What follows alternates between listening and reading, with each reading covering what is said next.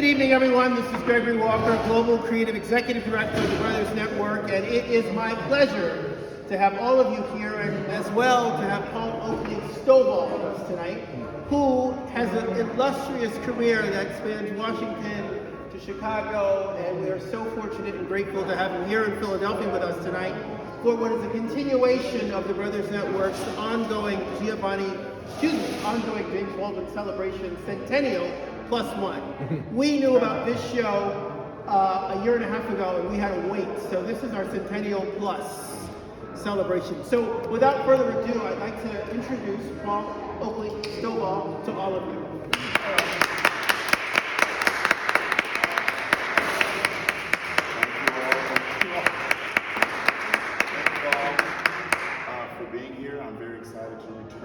To Quintessence, where 2 years ago I co-wrote the play written by Phyllis about the enslaved poet Phyllis Wheatley.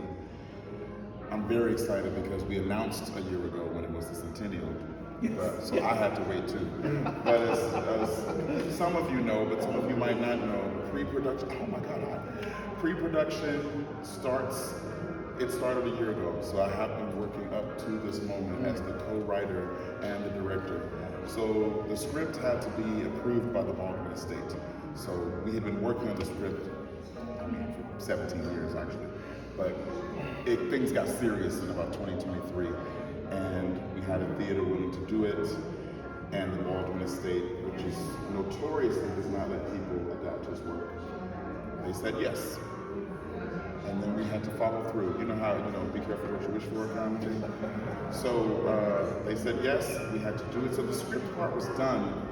I say done, but when you get into rehearsal, you'll cut a line or add a line or switch a line, that kind of work. But the real work was, how do you visually now present this novel? You've got a script, but what designers do I use? How do I take you from the villa in the south of France to the seedy bar in Les Halles, to Guillaume's bar in the Quarter, to a taxi ride, to a sailor's hostel apartment in Old Town Nice.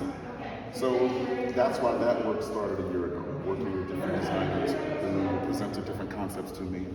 And I had developed a relationship with Levi Wilkins and Mike Tutai, who do lighting and projections. I did the U.S. premiere of Gods and Monsters based on the film of the 90s with Ian McClellan.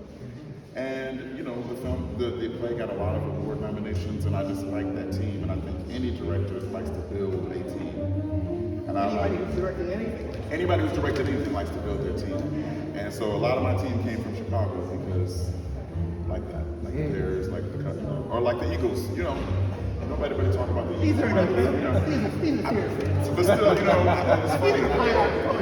It's still represented. But it's funny because I was doing. This is water, by the way. I played. This is vodka. No. Okay. I was George Washington and Hamilton on the first national tour, and we came through Philly, and we happened to be here for the 3 months in 2019 when Super Bowl fever was kind of playoff fever, Super Bowl fever. My goal is to get that much excitement about theater in Philadelphia. These audiences, they were. That's my goal. I've never seen an audience like they were all. You could see them all dressed in green. Yeah. See is that an audience or is that a mob? No disrespect. It was wonderful. It was, enthusiasm is enthusiasm. We'll take it. I agree. So, anyway, I want to open it up to questions. There's not much time. The show will start. Does anyone have a particular question for Paul about this play or his work or his desire to put this on, and why did that begin 17 years ago to this amazing opportunity that we have here today? Well, while you think of those questions, and we have, okay, yes sir. It just takes a while to get the ball rolling. What's that? Can you say your name for us? My name is Andrew. Andrew. Well, I had loved the book since I was a teenager when I had to sneak it from someone else who had it, back then.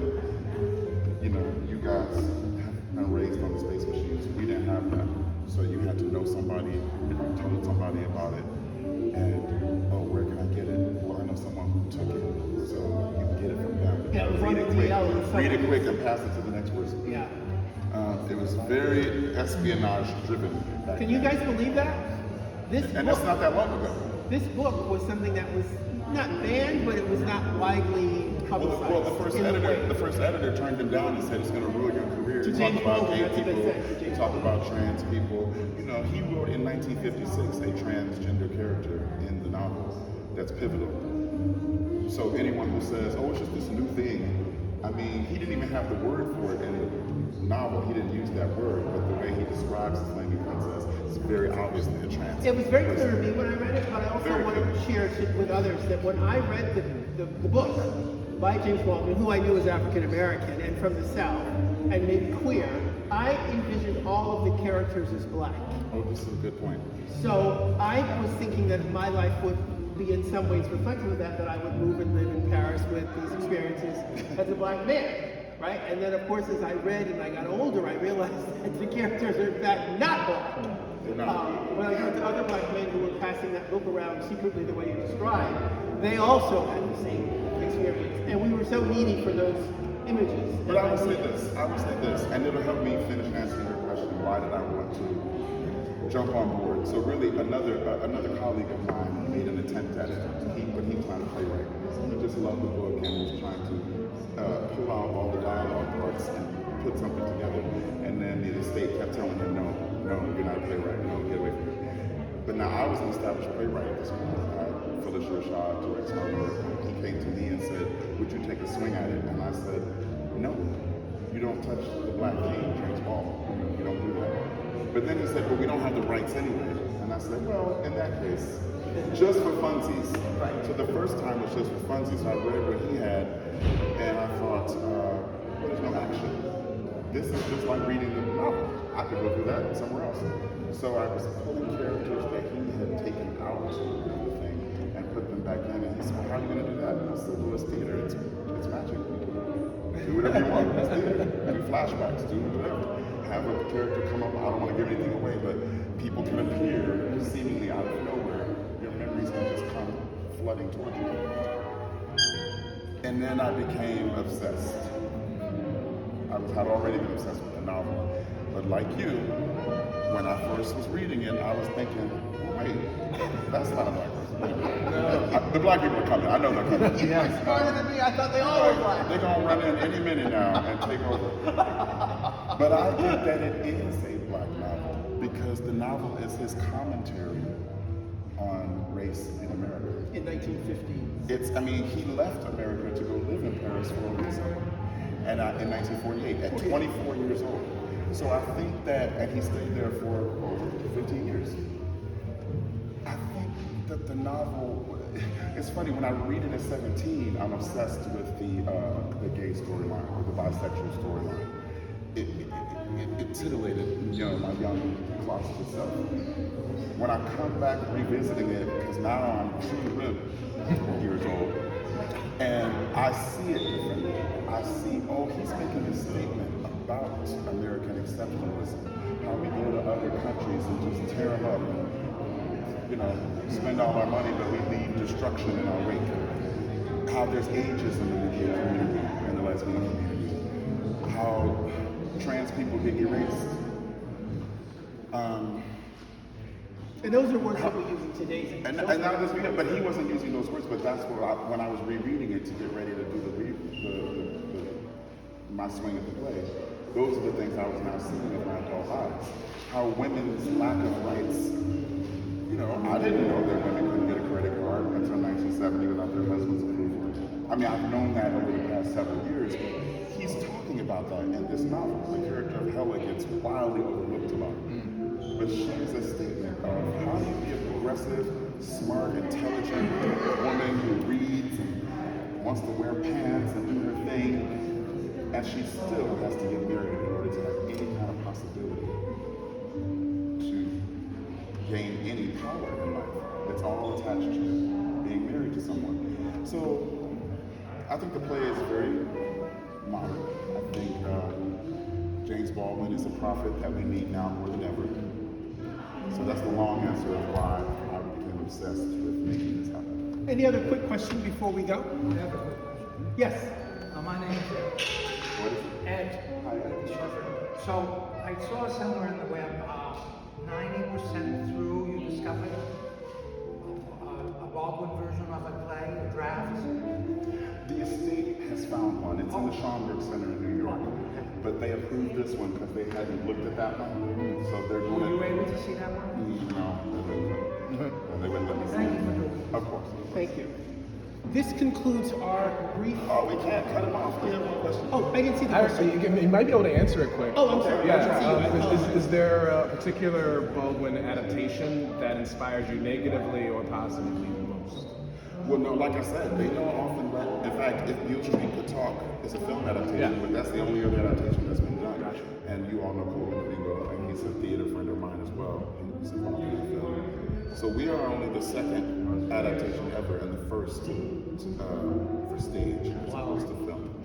I would love for them to, the estate says they will come see this and decide if we can have a future life, but right now you all are lucky. You will ostensibly be seeing the world premiere in the only version that there is. We'll see what happens, but we'll see. I would love for them to ask me to translate all, let's all go tell them about Well, another let country. me just say that this is a little bit personal, as we talked about. I've seen theater since 1981. My parents went to Broadway. I grew up in Connecticut.